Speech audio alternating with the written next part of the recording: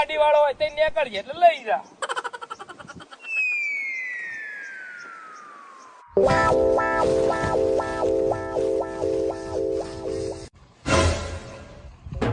મારું બેટું હાર્યું છે કોથરામ ભરેલું. ઓ નક્કી પેલું ટેંગુ આયેલું છે ગોમમાં. આ ઓલું તો સોરાય નહીં, આ તો કાલી ઓછાવાળું બટાકા વાળું હન પર ટેંગુ સોરવું તો પડશે. ના આ તો સીધું બાથે પર ખોટું લાવવું પડશે એના માટે.